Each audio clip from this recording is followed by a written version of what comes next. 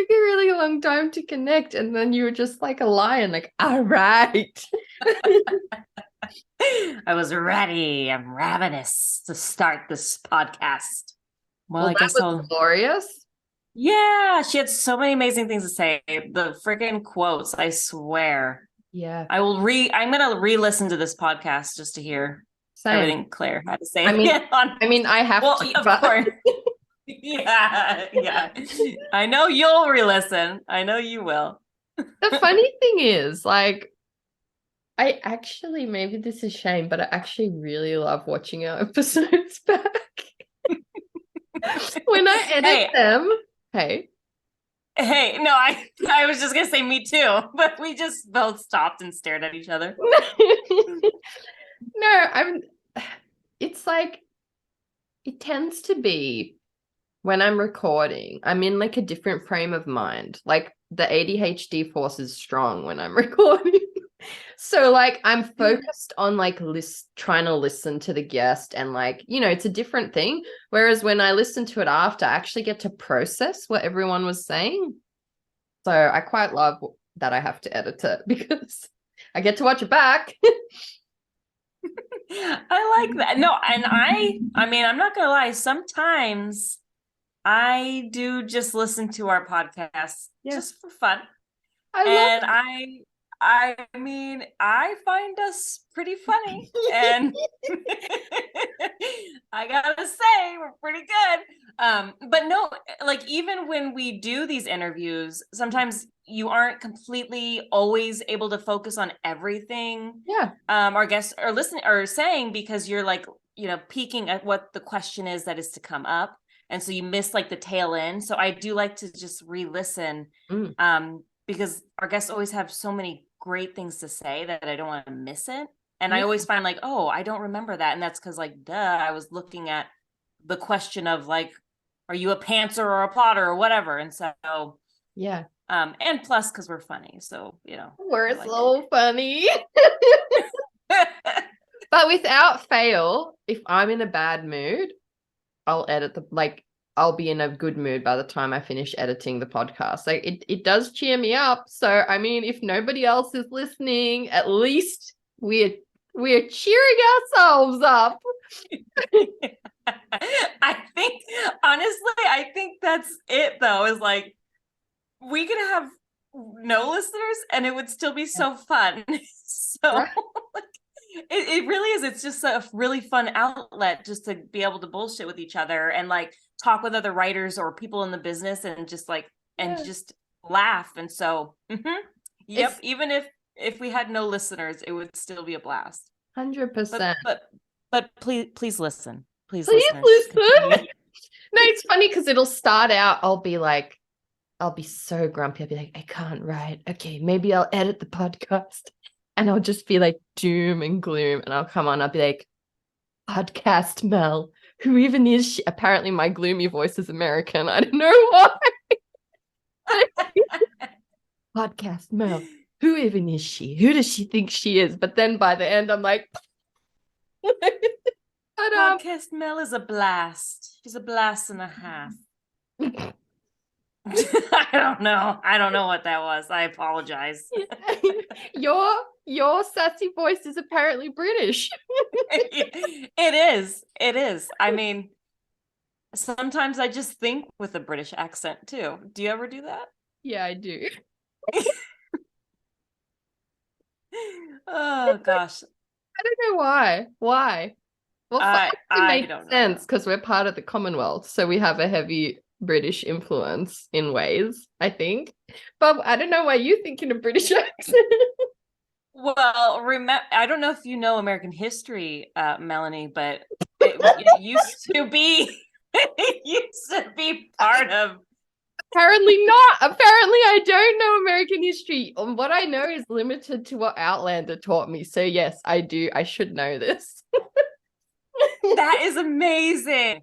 That is so funny though, because I feel like everything I know about Scottish history, I learned from Outlander too. It's a wealth of knowledge for us, Yeah. It Right. The things TV and like social media has to be careful because it literally is educating people these days. I quite sheepishly the other day when I was saying to my therapist, I was like, oh, I'm pretty sure I have ADHD. And I was like, yeah, I was doing some reading. And then I was like, it's a lie. I learned from Instagram Reels. I'm just like, Instagram Reels taught me. So I don't know where that leaves us as a society, but here we are. We are here. And what did your therapist say to that? Was she like, yes? Oh, she just took it. She was fully like, yeah. She didn't even bat an eyelid I mean, the thing is, it is a real source of information as well, right? TV and social media. You just have to be able to glean through the crap, but if you can glean through the crap, there's a lot of wealth of knowledge to be learned.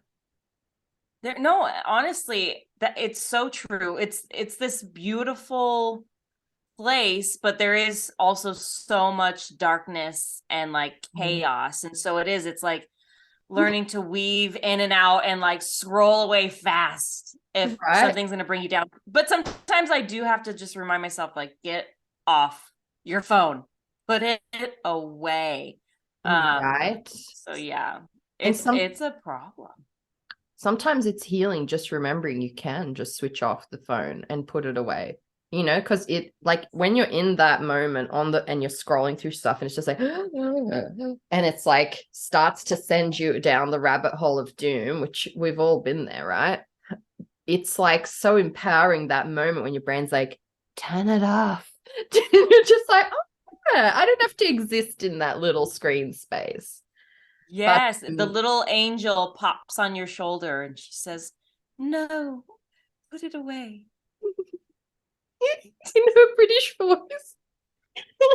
I told you. I don't know what's my problem. Put it away. She's very whispery. Put it away.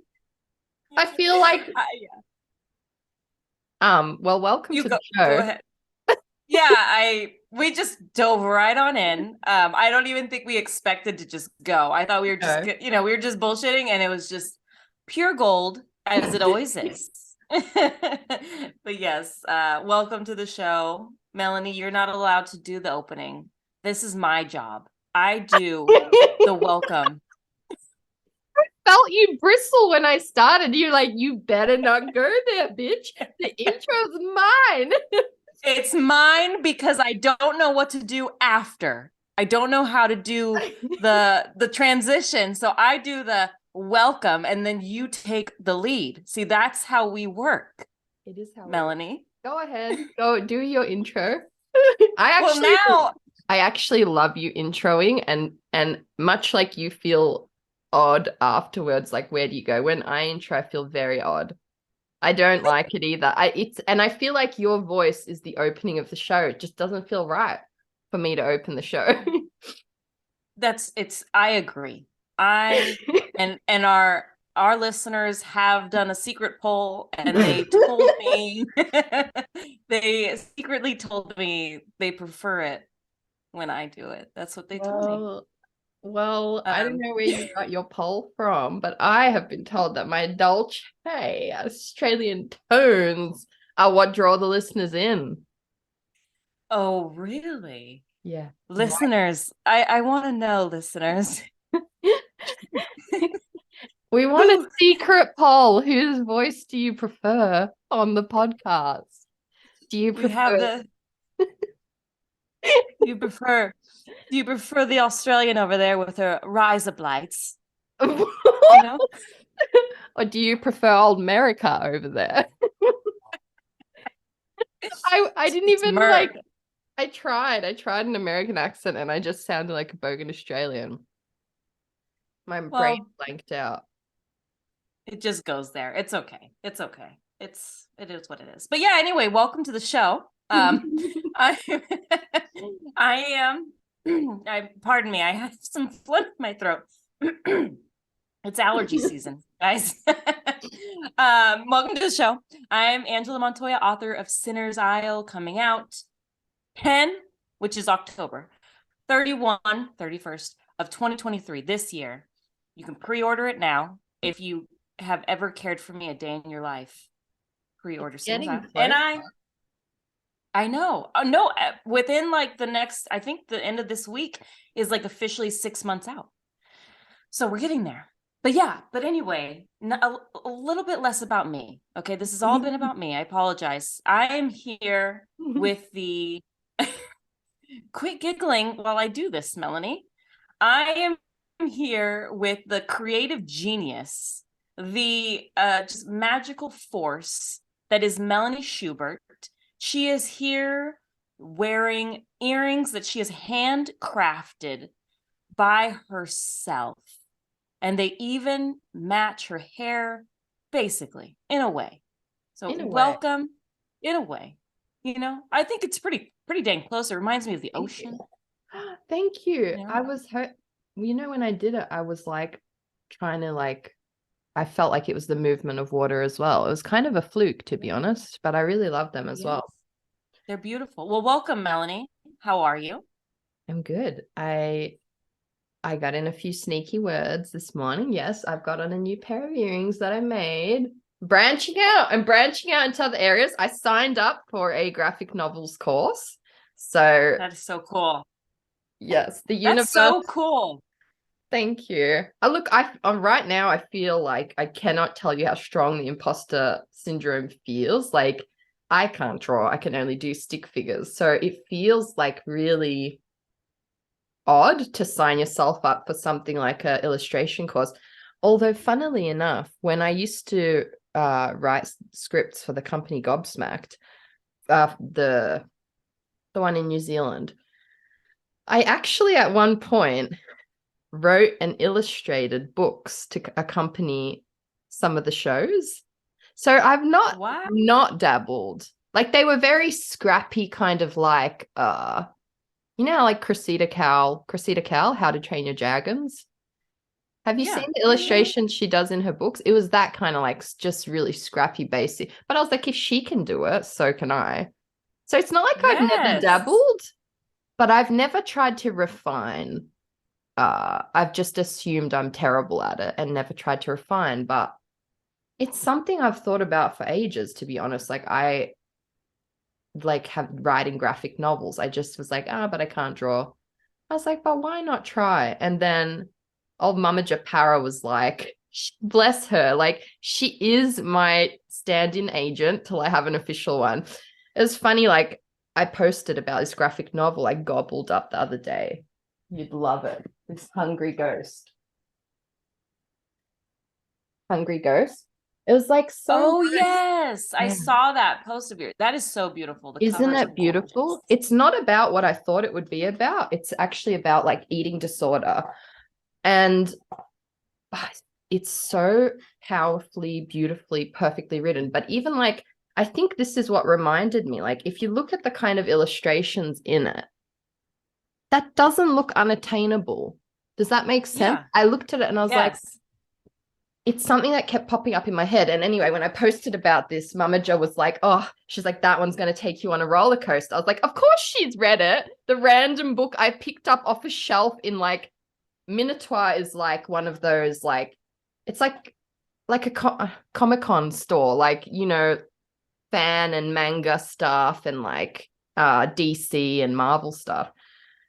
And I was like, yeah, now I feel like I want to make a graphic novel. And she was like, like you just have some friends in your life, some beautiful friends who anytime you have any idea that they think you might be even vaguely good at, they put the wind in your sails instead of sucking it out. There's people you meet in life, and I used to know more people like that. They'd be like, oh, you can't draw though, blah, blah, blah. And they'll make you feel like, why would you even think of something like that? She's the opposite. She's like, I'm so mad at myself that I didn't think of this for you first. You absolutely must. And it was so funny this morning when I went to put the post up that I'd booked it because, natural peer pressure to guilt me into doing it. Yes. Like accountability. Yes. I use that to its maximum so that I can, actually get stuff done. And I looked in my DMs and lo and behold, Mama Japara had sent me a link to a course that sounds almost the same, like from Wow, of scratch. course. Yeah, and I was just like, she's gonna be so proud because I've already booked one. I was just like, I don't know, just kept getting these universal nudges, and I was like, why not try? Why not swallow my pride and be like, yeah, I can only do stick figures right now. But maybe by the end of it, they won't be stick figures, you know? So I'm going to give it a go. Heck yes. Yes. No, I am so freaking proud of you and excited. And that sounds amazing. You're just so creative, and like this little fun exploration. Who knows? Who knows what can come from this? And like I feel like so much of what we spoke with Claire like really like blends with this, like in a weird serendipitous sort of way of like how she was, I don't want to give spoilers out, but you know how she had a friend nudge her and it turned into something. And I have this, it just feels very, very similar, where we've got the nudge and some magic is going to happen from it. So I am pumped. I'm going to need you to draw all the good, cool stuff. And I can see you doing graphic novels 100%. Para is on point as usual. She is. And you know what?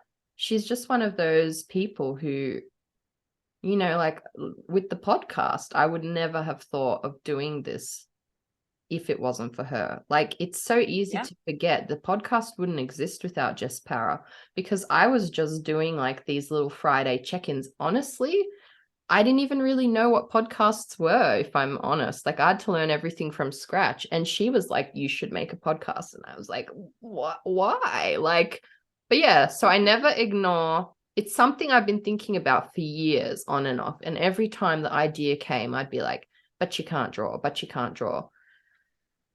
And dude, you have to do it with the night book.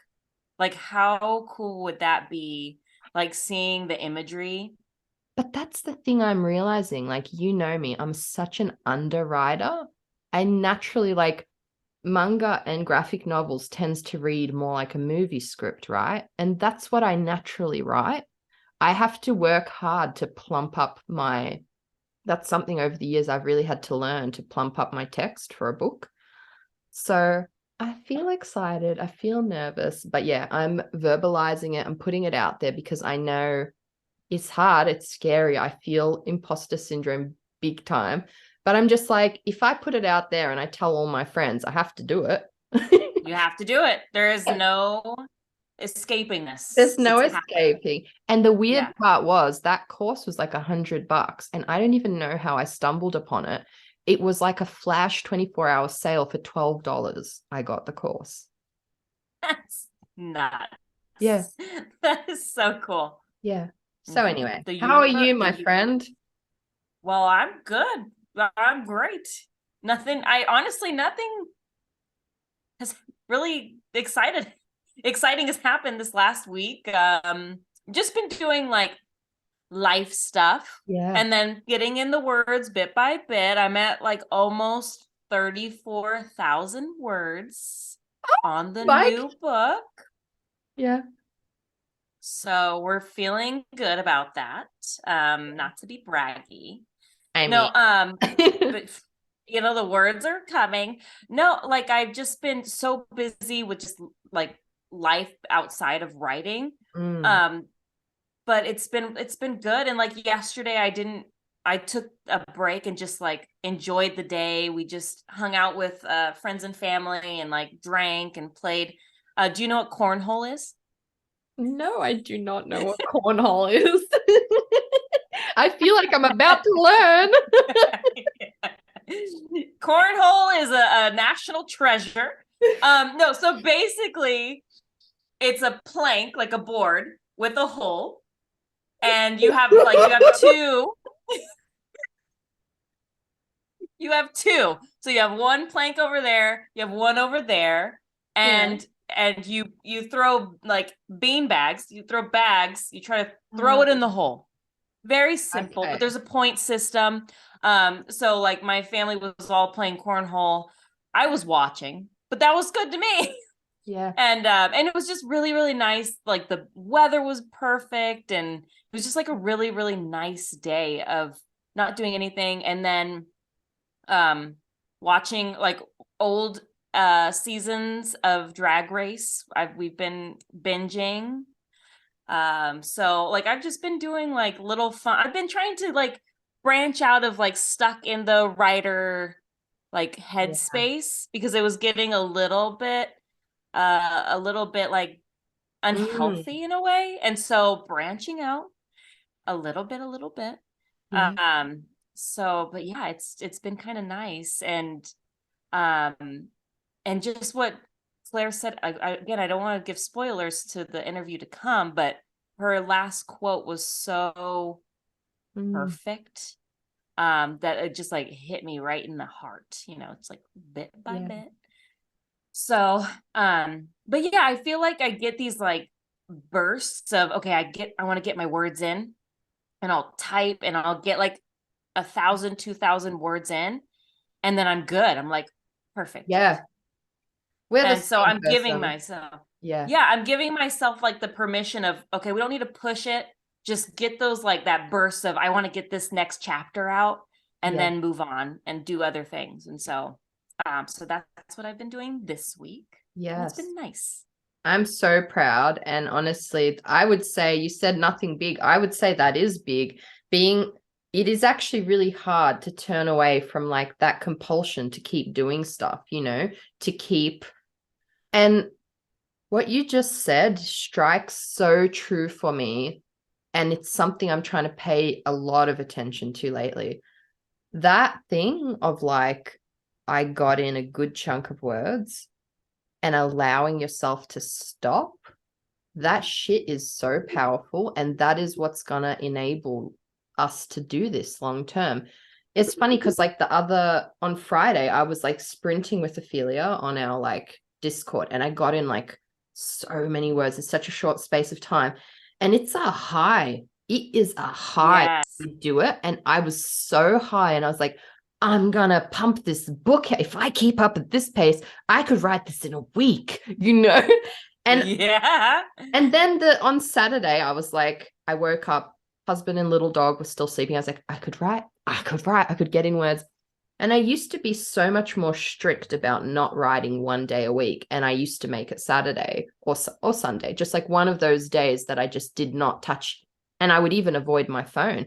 And I haven't been doing that so much lately because I love writing. We love writing. That's the point, and that's the problem sometimes, because I naturally woke up, I've got free time, everyone's asleep. I'm like, well, shit, I could be writing. But like I had poured out so many words the day before. I was just like, my brain feels like agitated. And I don't want to ignore that. And that's the thing, though. I realized I took the whole weekend off to refill the well, to not touch the book, to not look at screens. And then it's that balance that made me think. Then I had time to be like, make some earrings. Oh, I want to maybe do graphic. Like I had time to think about these other things that like have been there in the background, but I haven't had the free space to think about it. Yes. Yeah. That's beautiful. It's honestly beautiful. And it kind of makes me think of the power of the sprint, to be honest with you. It's like this, Yeah. and Draft Race was that for us, but I don't think we're in that sort of headspace at the moment. Yeah. But we're still like keeping each other accountable and like going towards Yeah. it. But like having that Discord, or just like with just bullshitting with friends and doing a sprint, is Yeah. so fun and helpful. Of like, okay, for the next 20 minutes, I'm not doing anything but writing, and Yeah. like I'm gonna try and just let it flow. And it for me, and it sounds like for you too, it really does help. It's like, okay, Yeah. and it's a short little burst where you're like, okay, I can look away from my phone from that long, I can do this. And it really does help. Oh, So yeah. yeah. And because you're racing someone, the accountability of doing the on our Discord, there's that little bot that automates a sprint. And so it actually counts you down. My phone doesn't exist in that time, in that 15 minutes the sprint gives us. Yes. And ironically, I find that maybe like that day when I was sprinting with Ophelia, I was like, shit, I don't even know where to go next. I'm not even in the mood. And then I was like, let's just try, see what happens in a sprint. And I was shocked that the words came. And then once I was unstopped, you just keep going. I think it is a really powerful tool for writing, sprinting against, like, yeah, sprinting against friends. And yes, listeners, please join our Discord. If you haven't already, you can come draft race with us. It's like you said, it's less of a race. It's more of like a canter. Gentle Yes. gallop, not a gallop. It's a gentle canter through. I like that. But we've had some of our friends on Discord who have already finished. They've beat us, and that is the goal. Like, beat us. We'll try to beat each other, but let's just get our words in and make it fun, because that's what I think. That's why we all started this. Yeah. And sometimes it's easy to forget, when you have all the voices in your head going off about what you think you should be doing or what you think needs to happen. But like, to remember why you started writing in the first place, I think is so important. And something I try to remind myself every day. So 100%. 100%. I love our little Discord group. And yeah, it's well said. Something we just have to remind ourselves all the time. I'm distracted because I just remembered I wanted to do this last time and I forgot. I have some screenshots that I wanted to read you. okay. I want to see. Okay, so this is just a complete digress from everything under the sun. But it's still bookish themed. So bear with me. Okay. So one of my guilty pleasures is like reading bad reviews on Goodreads for like popular books. Yes. So I trolled the depths for you. And I want to see if you can keep a straight face at all as I read you. So I've trolled the depths of two like kind of popular books for what I thought were some of the best, worst reviews on Goodreads. Oh my gosh, I love this already. Yeah, okay. Okay, I'm keeping a straight face. You can try. So the first book was Spare. The royal Prince Harry book that's been yes. Okay. Yes. It's been such a buzz book lately, and so I was curious what the reviews said. So here's review. I've screenshotted my favorites. So see if you can keep a straight face. So review number 1, Laura. Poorly written, the most florid prose I've read since I went through a bodice ripper phase when I was 12. What? Just a girl fighting censorship. File this one under I'd rather squeeze lemon juice into my eyes for a couple hours. Oh. Ouch. I'd like to start this review. This is Vinnie Brott. I'd like to start off this review with a quote. My penis was oscillating between extremely sensitive and borderline traumatized. That's a sentence I never thought I'd hear a member of the royal family utter, and the single quote should be enough for a low rating, but oh boy, there's more. Oh, you know what? That makes me want to read it. Of course it does, you little alien porn fiend. But I should clarify that. That is not a comment on me knowing your porn habits, or if you have porn habits. It was strictly about the alien porn book that you read. Melanie, have you been in my search history? What is happening? I mean, maybe. I will never get over the fact that Prince Harry, Duke of Sussex, wrote a book 200k long just to whine about his brother's baldness and tell the world he got his dick frozen once. Oh, is this not gold? So good. I think we need to do this. I think we need to do this more often, because this is amazing. Clara Prado says Freud would have such a boner reading. On random review, 1 star just said, I live in Spain. Full story, bro. Oh, oh my gosh. Okay, Oh, so that was those ones. And then I also have a couple for you from 50 Shades of Grey. yeah, okay. I am Okay, ready. you're I'm ready. ready. All right. I did not see you not laugh at one of those. Oh, whoops, I forgot. I No, was supposed to I do that. love it. All right, now I will try. Now I will try. I won't laugh. I won't laugh. um Wiggs says, I was beginning to wonder if I needed to change some of my 2-star books to 1-star. I was thinking I might not personally ever read a book worthy of 1-star, and I was messing up my scale. Thank you, E.L. James, for proving to me there was something worth waiting for, something that truly exemplifies the meaning of terrible. Oh, gold. Oh, that's good. That one's good. You're gonna love this one. Steph Sinclair says, introducing 1-star, introducing an even more abusive and disturbing Twilight, now with whips and chains. That makes Filed. sense. Sorry, go.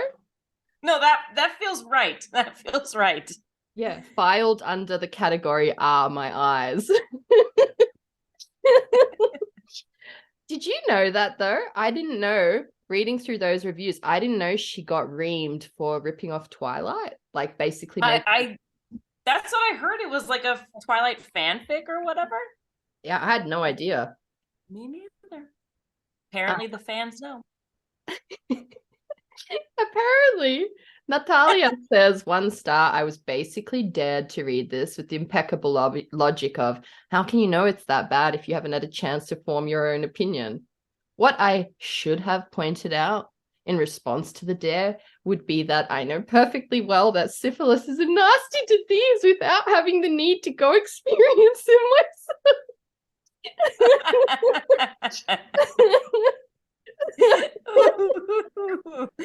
Oh man. Oh my gosh. Kong O said, did not finish at page 199. Nope, I cannot take more of this bullshit. I'd rather eat a flaming dick than read this motherfucking shit. I don't want to write a review. I don't want to look at this fucking book. Everything about this book is annoying and disgusting, and I hate it. Be right back. Be right back, bleaching my eyes. Oh, I think that's my favorite review of all. I think Right? that one tops them all. This one just says, Aruksa Bomb says, and today we gather with our eyes closed during this minute of silence to grieve for the 4 days of my life that are never coming back.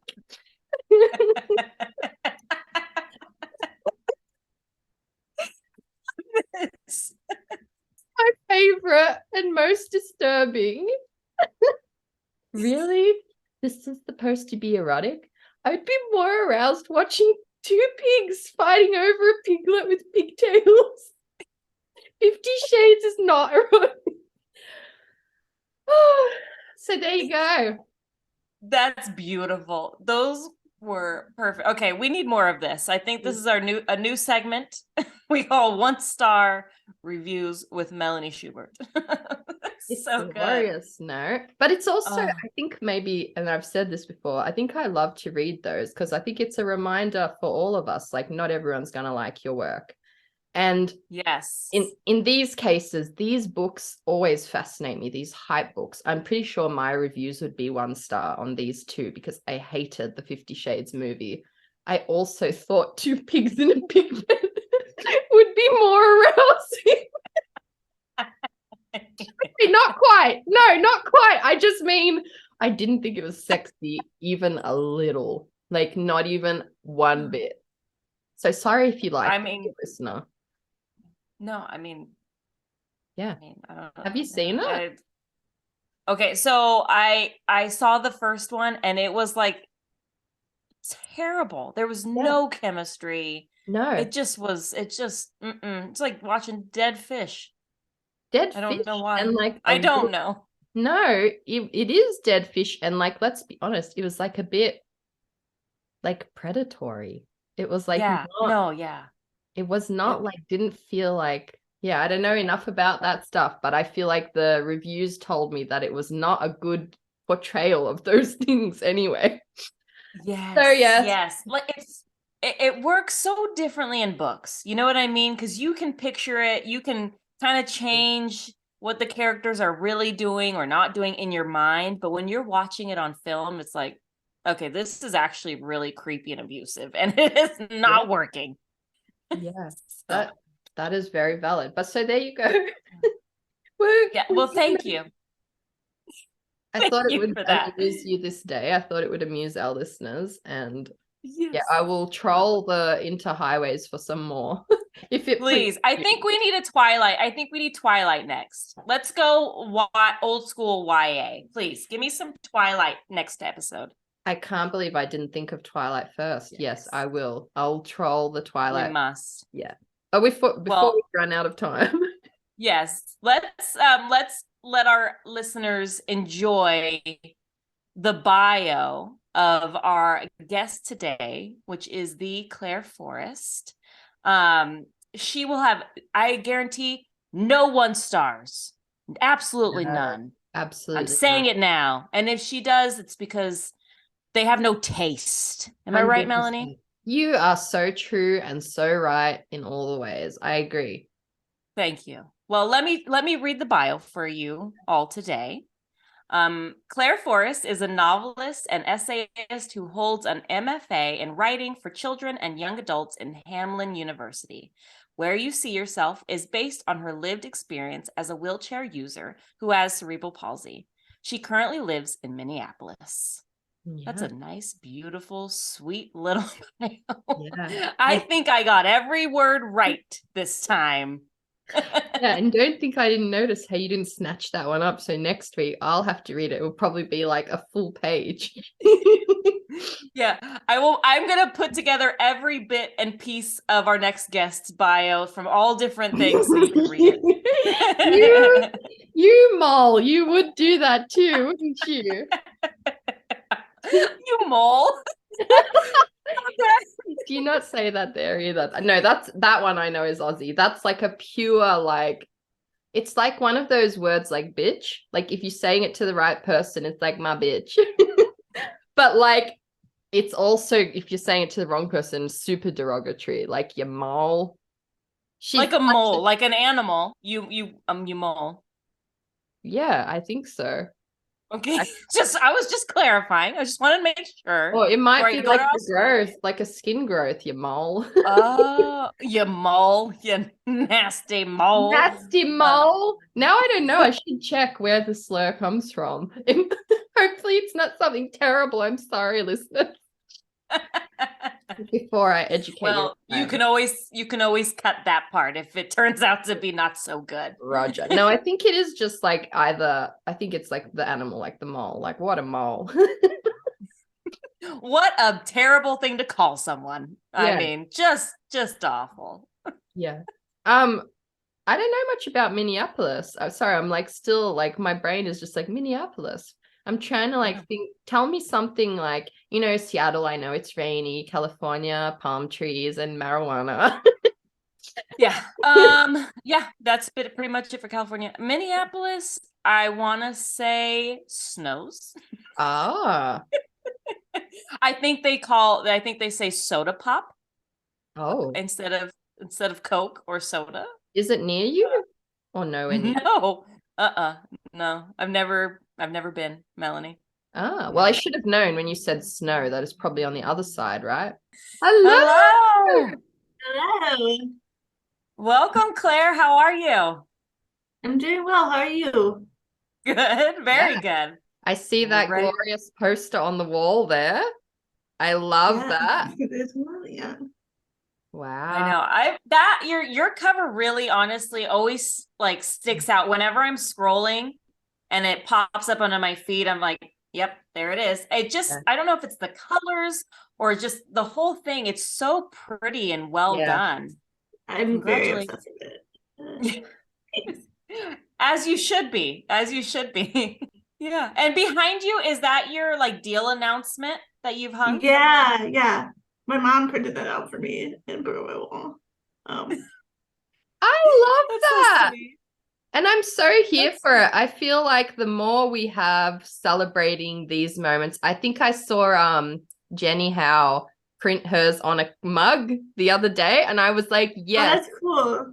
yeah, It's so hard sometimes to believe that like any of it actually happened. So I think it's good to have like reminders sitting out so you remembered like all the work that went into it for sure. yeah, That I think that's exactly it. It's like taking that moment of like, oh, I did this. And it's, like you get stuck in your head of like, okay, I gotta revise, I gotta do all these things. But taking those moments of just like looking at that picture or the mug and being like, oh, I did it. It's Yeah. really, really Yeah. cool. Well, welcome to the show officially again.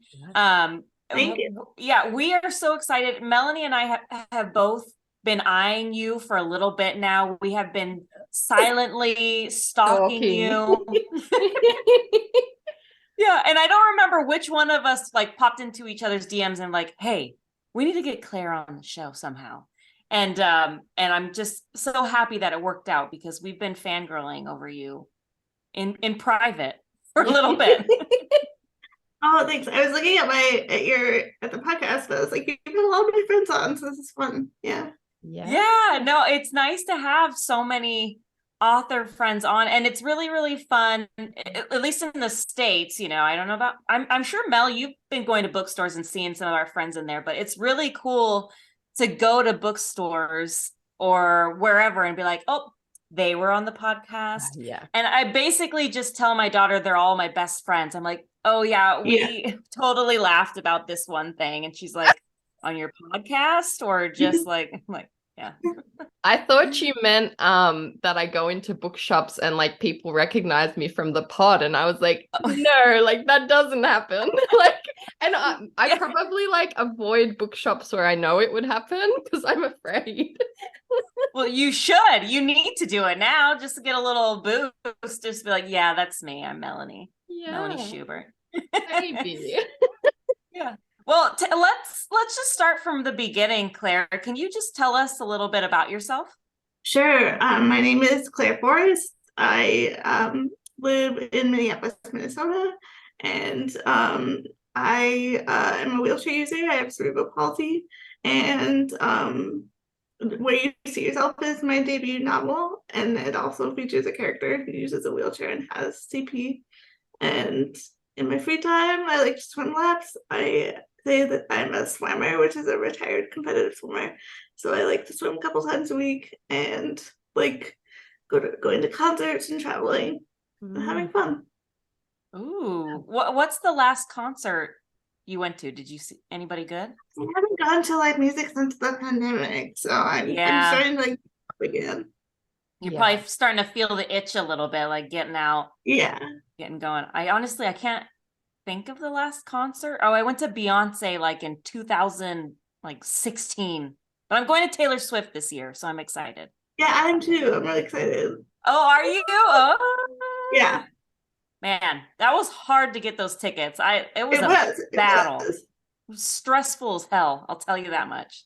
Wait, so that's going to be both of your first concert since the pandemic? Yeah. Well, I'm going to Lizzo next month. So I'm gonna see the bad bitch herself. Yeah, I can't freaking wait. I'm so freaking excited with my daughter. We love her here in Minneapolis. We're very happy for her. Oh, is she from your like home area? She kind of like started her career here a little bit, and it's funny because like she used to just like play at First Avenue like every weekend, just like try new material out. So it's kind of funny, not funny, but amazing to see her like succeed and just be like, we knew her when we had her when. So cool. And playing her flute. Yeah, and I love to hear it because like sometimes I wonder like who follows us on Instagram? And I'm like, I mean, we should not dare compare to Lizzo, but maybe why not? Maybe I should compare to Lizzo. But it's just kind of nice to hear like somebody following like a creative journey, like from the early and like rooting for someone and then they like have a success. Heck yeah. Well, speaking of origin stories, did you always want to be a writer? I think so. I think as soon as I sort of knew what that was, I'm very fortunate to be here in Minneapolis, where we have a vibrant children's literature community. And also, I think I went to schools where they were passionate about bringing artists into the classroom to talk to us about what they do. And they brought a couple authors in, and it was just like, oh my gosh, that's somebody's job. You know, you'd start to think about books as something that somebody does, as opposed to just objects that are on a shelf. And I think from then, yeah, I was pretty hooked and just wanted to definitely get here someday. There's something so powerful, like especially when you're a kid and the author comes in and visits the school, and you're like, Yeah. wow, that's so cool. And like I recently went to a past guest, Maria Jose Fitzgerald. I went to her book signing, and she had just done some school events, and some of the kids came to the signing, and just like their eyes on her and asking her questions, it was just so sweet and magical. And it's really, really cool that what can happen when you're young and in school and get to meet like these heroes, and you didn't even realize they were your heroes until you see them. Like, yeah, for sure. Yeah. And it's so relatable, like thinking, like, I don't even know where I thought books came from, but like realizing it's like a thing, like with real people behind it that like you can do. It's just like, but it like feels so unattainable and far away when you first have that realization. Like writer people are like gods. Right. Gods and goddesses. Yeah. Now, was Where You See Yourself, was that the first book that you've written? No, so I wrote about non-disabled girls for years because I thought they were the ones whose stories get published, and that's what publishing wants. And I realized through, I think that everything that you write, everything that you work on, regardless if it goes anywhere, it teaches you something, hopefully about craft, maybe also about yourself. And I think I did learn through writing some of those books, but I also got to the point where it was me thinking to myself, just because I haven't seen that representation doesn't mean that it can't exist. And it took me like quite a while into my late 20s to get there and to be ready to talk about that part of my life in like a really authentic way. But I'm really happy that this is my debut because it feels the most authentic to me that I could put out. Yeah. Wow. So how many books were you writing before this one? Like, was it a long journey to get here? I had like one, I say it's like complete because it was a completed draft of a novel, but there was just like so many holes and things that I didn't know how to fix. And that was a story about a non-disabled girl. And then I just wrote in college and such. I wrote a lot of short stories. Because again, I thought that was what you had to do. You had to be a literary writer. It took me a while to both come to writing about disability, but also writing about YA, and that's a valid path. And it's not a lesser form of literature. I think I had to overcome both of those hurdles. I'm glad you did, to be honest. And it is funny, like thinking of YA as like not lesser, but a different, right? It's like not literary or whatever, and like getting over that stigma. But like I'm always so drawn to young adult, just the genre in general, just the hope and the lessons that we're learning and the things that the characters are going through. And so I'm glad that we all have been able to dive into the beautiful world that is young adult, and getting to explore ourselves in the characters we write. So it's a beautiful thing. And here you are with a picture of your book behind you. So that's amazing. How was your querying journey and submission journey? Was it pretty long, arduous? Was it piece of cake? I guess it was a little bit unique because I came out of the Hamlin MPAC program. I know you talked to my friend and my classmate Ari Tyson, who was also in that program with me. So I had worked a lot on the manuscript in that program. It was my thesis, and I should note that this was the first time that I'd queried, because this was the first book that I felt ready to show other people and ready to attempt to get into the industry with. And so I started querying in May of 2020, which was, querying is anxiety inducing at any time, but we were in lockdown, everything was uncertain. And so I think I sent a first round of queries, and then because of the pandemic and just everything, it took a long time to hear back. And by the fall, I had 2 outstanding full requests left, but I really wasn't actively sending out or anything. And I remember I got a text from middle grade author Anne Ursu, and she was like, I think you should query 10 more agents. And I was like, I don't want to.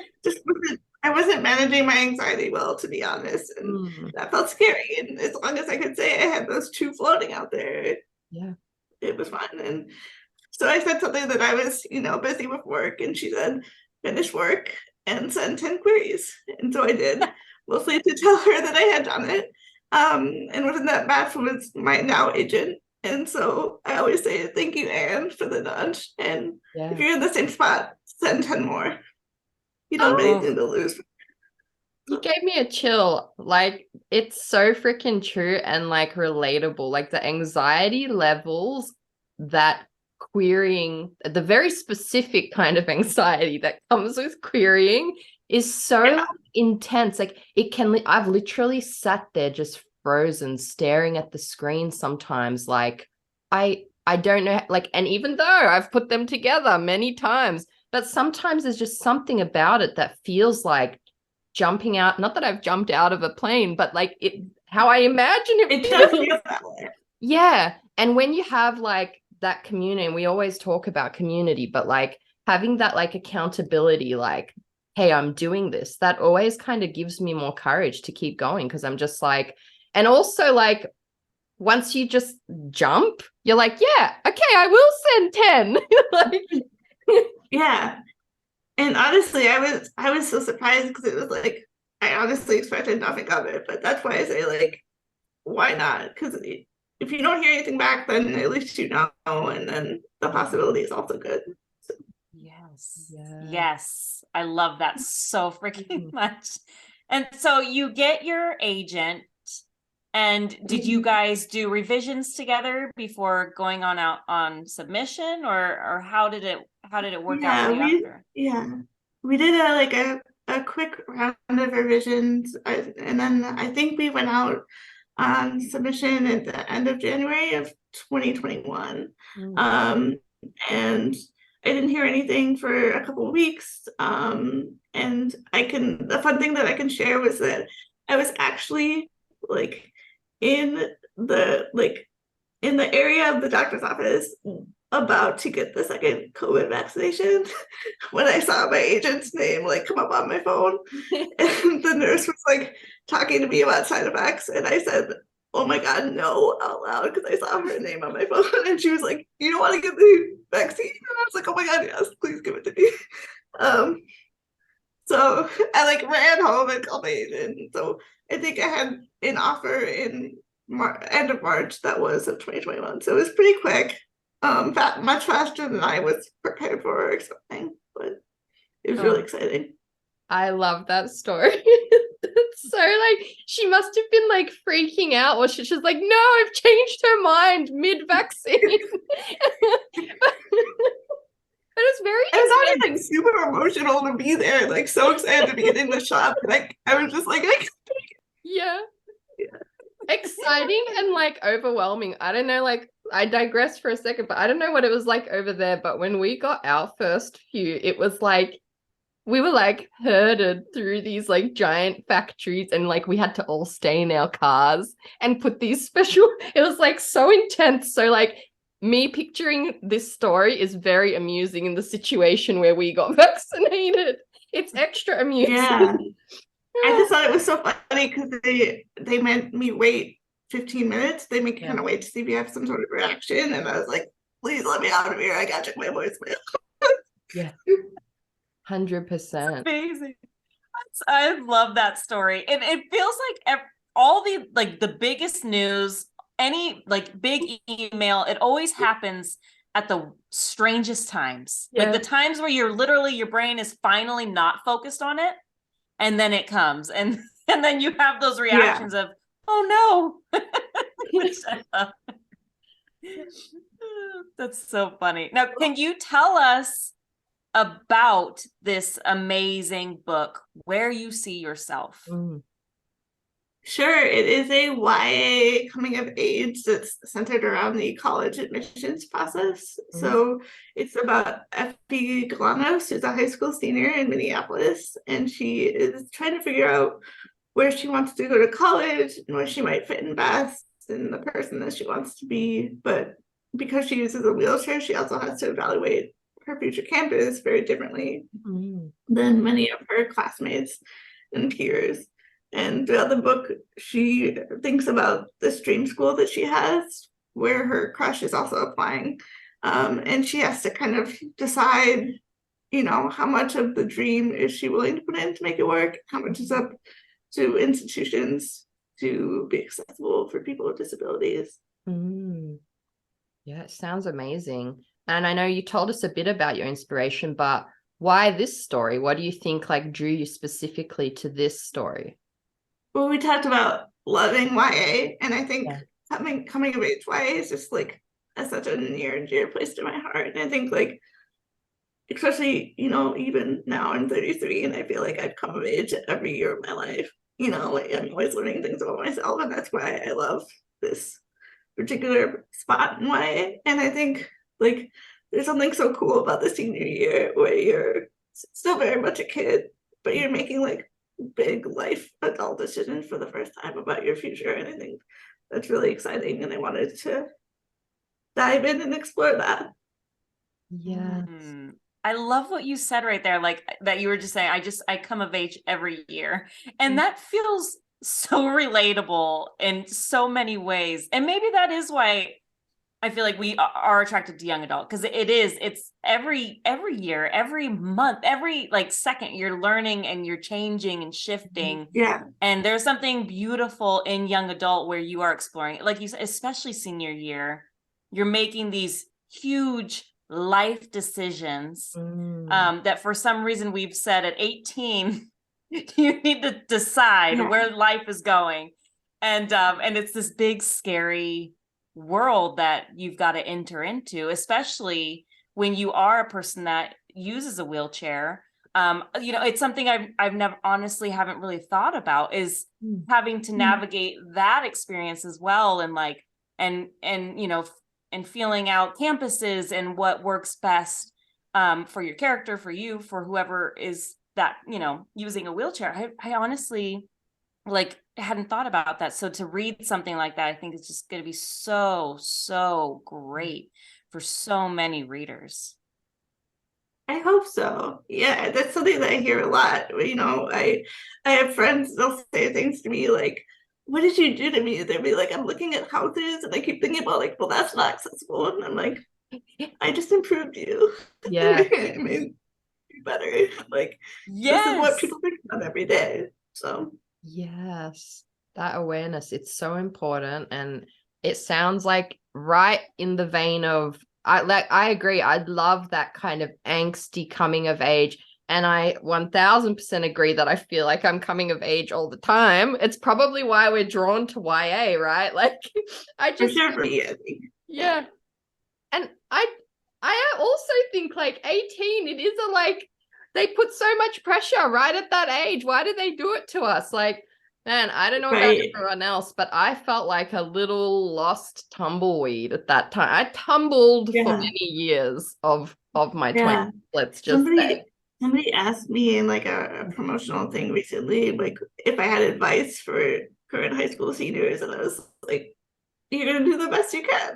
Like you're gonna do the best you can with the information that you have, and maybe it is the right choice and maybe not, and then you reevaluate. Like 'cause it's so impossible, and there's so many great options, and how do you know at 18? It's kind of wild that looking back that we had to put teens in that position. Yeah. You know? Yeah. And I think it's true. I mean, really do the best you can. I mean, it's good advice. Really, it's like you do the best you can with what you've got and what you know. But here we are as grown women still saying we're still learning, and that's okay. And that's kind of the beauty of life and the process of life. And so like giving teenagers, babies, basically, like the opportunity to just breathe a little bit and say, do the best you can. It's okay. Life is hopefully long, and you have a lot of ups and downs and bumps and lessons to learn, because I'm still learning every day. Yeah, for sure. That's something, I don't know if you guys know Gary Vee. I follow Gary Vee, and he says that stuff all the time about, like, especially the young ones, like, just like, you're just getting started. You have, like, play around a bit. You don't have to know, like, what you're gonna do. And even, like, as adults, it's the same, though. Like, you can change if you want to change direction. You can, like, you don't have to know straight out of high school that this is the job you want to do for the rest of your life or whatever. And I find those thoughts really freeing, like, because it's definitely not the environment I grew up in. Like, I heard a lot of people kind of being like, let's do, you focus on this one thing and you just go. But sometimes you need to take a winding path to get there. Yeah. Well, it's just the way that it's set up, like the test scores to get into the school, to get the job, and that hasn't been my experience at all. It's like I don't even remember what my ACT score was or whatever, you know. Did the best I could. 100%. I don't want to remember, and so I just choose to pretend like it didn't happen. Relatable. Now I want to hear a little bit about your writing style. So how, like, what's a day in the life of Claire's writing? You're plotter, pantser, planter, something in between? Well, yeah, I think because I wrote Where You See Yourself in the Hamlet Impact program, that was a little bit of a unique experience, because I was working with an advisor and I would send them packets of about 40 pages a month, and I was getting feedback. And so that was a unique drafting experience. So I think now, as I approach writing other books, I'm gonna have to kind of figure out how to do it without that environment, what that looks like for me. I used to be a total pantser in some of those earlier projects that I was talking about before this one, and I think now I'm coming around to seeing the value of outlining. I'm not totally there. You know, I see some people on Instagram, they have like the full wall of all the post-its. Maybe that's something I could aspire to, but I'm not quite there yet. We're trying. I see those two and I'm always like, that looks amazing. But my brain probably won't let me ever get there. Right. But it would be nice. But yeah, I feel like what was that? I have realized I have to have a general direction of where I might go, and then you can stray from there. But having something is nice, I think.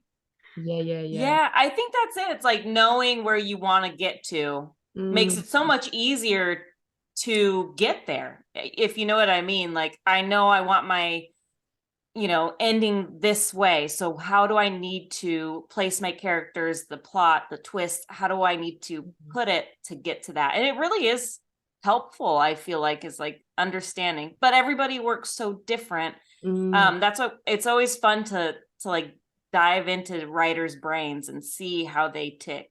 Because we all really work vastly different, and I love it. I love that part. Yes, I want to be the person with the sorry. No, you go ahead. No, it's just like lamenting. I also want to be the person with the post-it wall, but it's just every time I try, I just like overwhelm my brain. I'm just like, back in your box. You're a planter. You just have to, like, for me, I love that analogy of like finding the story with the torch, like you said, where you want to go, but you can only uncover a limited amount at a time. And when I try to like flash the spotlight in a broader scope, I'm just like, there's ghosts there. There's stuff there. I don't want to, it's too much. When you said torch, I was thinking like a flaming stick. And so I was like, why would you burn your stuff? But it's a flashlight is what you're saying. Do you not call it a torch there? I don't. No. Do you? Yeah. No, I was thinking like Indiana Jones, like with the going through the Really? cave, which also works for the analogy, to be honest. So It does, but it's Exactly. I totally saw Indiana Jones, Melanie coming out just like It makes my analogy feel somehow much braver or something. it does. I kind of dig it. I'm not gonna lie. It's Ah. perfect. Okay, well, let's get to this not so fun, torchy question, but what has been the hardest part of your writing journey so far? Oh, that's a good question. I mean, I think so. The book comes out on May 2nd, and I think like one of the hardest things for me from this stage has been um like just letting it go and letting it not be my book anymore and letting it belong to other people.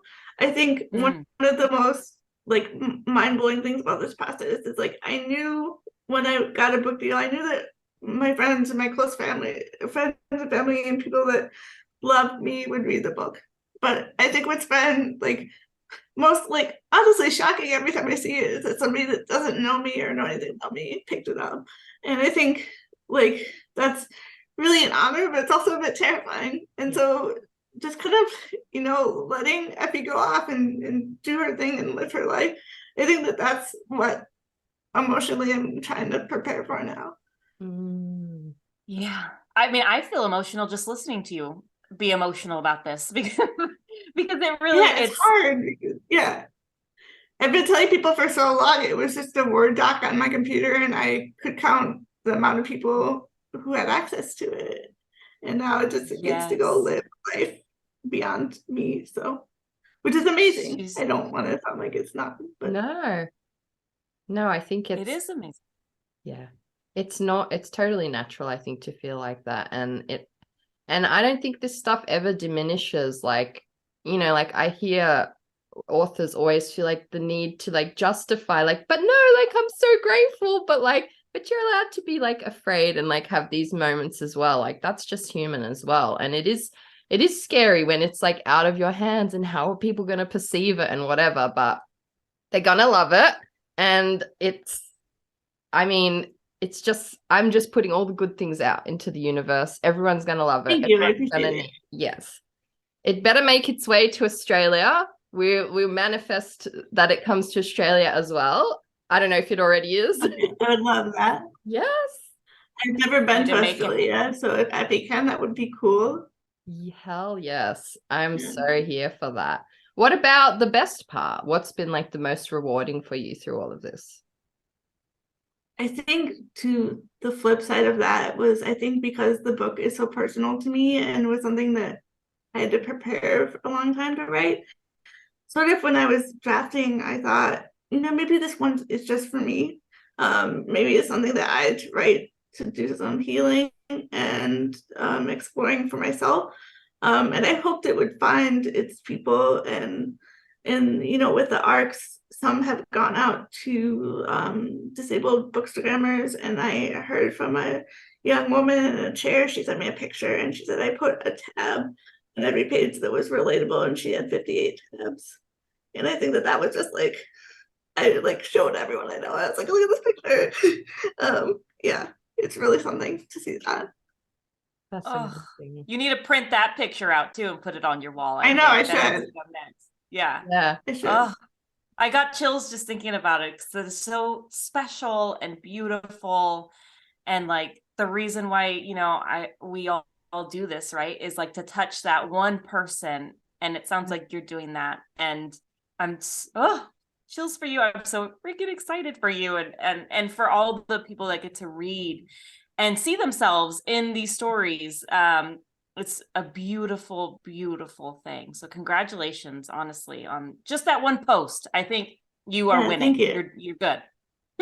Yeah. And I think that it might be starting a trend, because as I sit here and think about it, I also want a wall that I can look at all the time with like the things that I'm proud of or that moved me in my career and just be like, yeah, that's why you've got to keep going. Yeah, but I also have you can't see it, but I also have a poster that says, "You're not an imposter, you're for real." And And I like that. Yes. I deal with that a lot. Oh, Yes. I love that. I love that. I Mhm. might need that in a tattoo as well.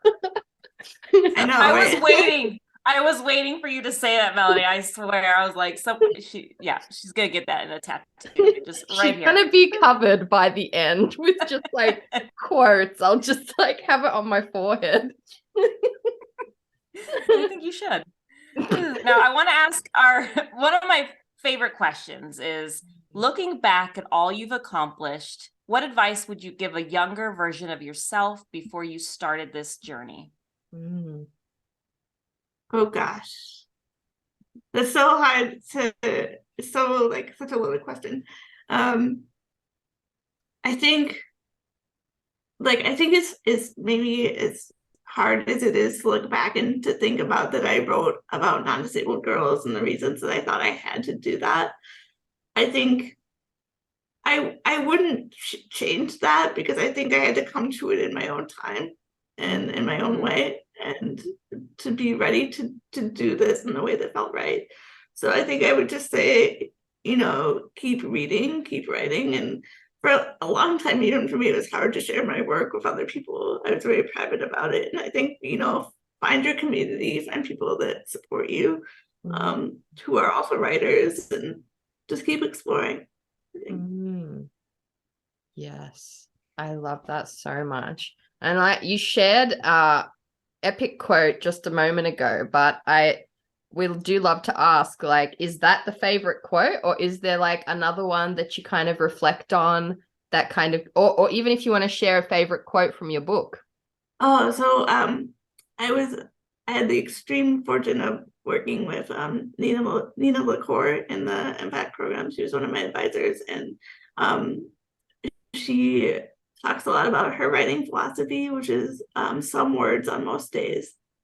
And I love that because I also work a day job. We all have things going on. And I think that there's a lot of pressure in the writing community to write every day and to have this gorgeous routine where we sit down and like everything's perfect. And that has been almost the complete opposite of my writing journey and experience. So I really have been holding tight to that one for a long time. So I'm very appreciative that she shared that with me. Yes. Some words most days. Yeah, Perfect. some words on most days. On most days. That is Wow. perfect. And I feel like we could all use that. Like just another tattoo right across the chest. Yeah. That is That's it's it. beautiful. It's Yeah. beautiful. It's and freeing. it is, isn't it? And it's so true. Like when you like stare out at the daunting prospect of an entire book, whatever, 70,000 plus words, it feels impossible every time for me personally. But like that is kind of like I haven't heard it in those words. I love it in those words. But yeah, sometimes I'm just like, just put one word. If it was one word today, it's one more. And in like 2 years, I'll still have a book. If I was like, okay, not one, but you know what I mean? Like they still add up bit by bit, and suddenly, hey ho, you have a book. Yeah. I love that so much. Yeah, that's good. That is therapy for the soul right there, I think, honestly. Yeah. Okay, well, I see our time is dwindling, but real quick, what is next for you, Claire? We have this amazing book coming out the beginning of May. What is next? Sure, so I'm about to start work on a different contemporary and adult novel that also features disability representation. And right now it centers on the complicated life experience that's a friendship breakup. So I'm really excited to dive in and explore all those messy and heartfelt and hard feelings. I like to say that I like stories about big feelings, if that was to sum up my taste. And I'm ready to get in my feelings and get into drafting for sure. Yes. Yes. Get in those feelings. I'm excited for that. That's a big one. Like that, I mean, that probably tops the cake of breakups, is a friendship breakup. So they're horrible. Yeah, horrible. I feel like we can all immediately think of one or more people that we're like There needs to be there needs to be more books about that because they are traumatic. Like they're just as traumatic as like any relationship breakdown, and I cannot wait for that. Well, it's been I see our time has completely evaporated. It's been so wonderful having you on today. Thank you for making the time to come on and share with us. Of course. Yeah, honestly, this has just been a pleasure to talk with you, to learn more about your book, about you. And I'm speaking for Melanie when I say we are excited to see you shine and see this book just everywhere. So congratulations again. Thank you so much. I'm so happy to have been on and to chat with you. It was a pleasure. Yeah. Where can our listeners find you? So I am on Instagram and TikTok at my username's a little funny. It's CLAIRE, the number 4, and then EST. Which is my name if you read it out. So you can find me there. Yeah. All right. You heard it here, listeners. Get out there, pre-order your book, or just go buy it when you're listening to this and it's already out in the world. Get Where You See Yourself by Claire Forrest. Thanks again, Claire. Thank you.